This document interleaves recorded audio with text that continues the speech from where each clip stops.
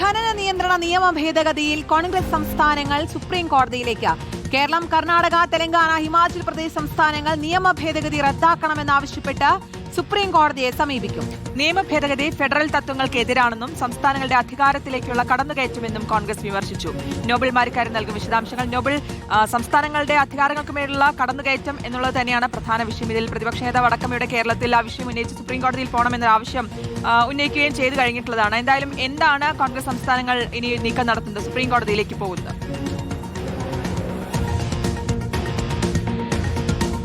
ശ്രുതികീർത്തന കഴിഞ്ഞ വർഷകാല സമ്മേളനത്തിലാണ് ഖനിധാതു വിപുലീകരണ നിയന്ത്രണ ഭേദഗതി ബിൽ ഇരുസഭകളും പാസ്സാക്കിയത്. ഈ ബില്ലിന് എതിരെയാണ് ഇപ്പോൾ കോൺഗ്രസ് ഭരിക്കുന്ന സംസ്ഥാനങ്ങൾ സുപ്രീം കോടതിയിലേക്ക് നിയമപോരാട്ടമായി നീങ്ങാനുള്ള തീരുമാനത്തിലേക്ക് എത്തിയിരിക്കുന്നത്. കേരളം, തെലങ്കാന, ഹിമാചൽ പ്രദേശ്, അതോടൊപ്പം തന്നെ കർണാടക സംസ്ഥാനങ്ങളാണ് ഇക്കാര്യത്തിൽ ഒരു ധാരണയിലേക്ക് എത്തിയിരിക്കുന്നത്. മുഖ്യമന്ത്രിമാർ തമ്മിൽ ഇതുമായി ബന്ധപ്പെട്ട ചർച്ചകൾ അതിന്റെ അവസാന ഘട്ടത്തിലാണ് എന്ന് മനസ്സിലാക്കാൻ കഴിയുന്നു. പ്രധാനപ്പെട്ട കാര്യം എന്ന് പറയുന്നത് ഇപ്പോഴത്തെ ഈ നിയമ ഭേദഗതി സംസ്ഥാനങ്ങളുടെ അവകാശങ്ങൾക്ക് പൂർണ്ണമായും എതിരാണ്, ഫെഡറൽ തത്വങ്ങൾക്ക് എതിരാണ് എന്നാണ് കോൺഗ്രസ് വാദിക്കുന്നത്. ഇതിന്റെ അടിസ്ഥാനത്തിലാണ് ഈ സുപ്രീം കോടതി സമീപിക്കാനുള്ള നടപടി എന്നാണ് കോൺഗ്രസ് ആരംഭിച്ചിരിക്കുന്നത്.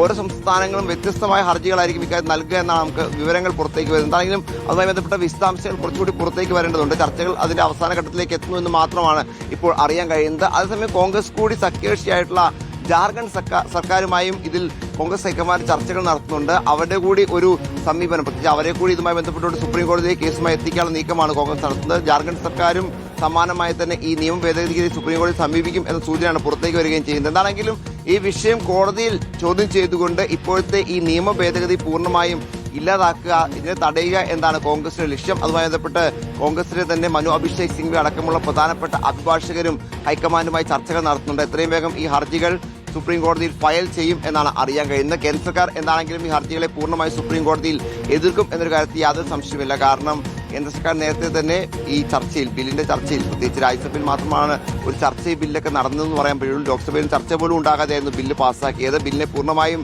പിന്തുണയ്ക്കുന്ന നിലപാടായിരിക്കും കേന്ദ്ര സർക്കാർ ഇതിൽ സ്വീകരിക്കുക. ഇപ്പോൾ സർക്കാർ, പ്രത്യേകിച്ച് കേരളം അടക്കമുള്ള സംസ്ഥാനം നൽകുന്ന ഹർജിയെ പൂർണ്ണമായും എതിർത്തുകൊണ്ടുള്ള നിലപാട് കേന്ദ്ര സർക്കാർ ഇക്കാര്യത്തിൽ എന്താണെങ്കിലും സുപ്രീം കോടതി സ്വീകരിക്കുകയും ചെയ്യും. വരും ദിവസങ്ങളിൽ ഇതുമായി ബന്ധപ്പെട്ട ഹർജി സംസ്ഥാനങ്ങൾ, കോൺഗ്രസ് ഭരിക്കുന്ന സംസ്ഥാനങ്ങൾ നൽകും എന്നാണ് അറിയാൻ കഴിയുന്നത്. ഖനന നിയന്ത്രണ നിയമ ഭേദഗതിയിൽ കോൺഗ്രസ് സംസ്ഥാനങ്ങൾ സുപ്രീം കോടതിയിലേക്ക് എന്നുള്ളതാണ്. നോബൽ മാരിക്കാരനാണ് വിശദാംശങ്ങൾ നൽകിയത്.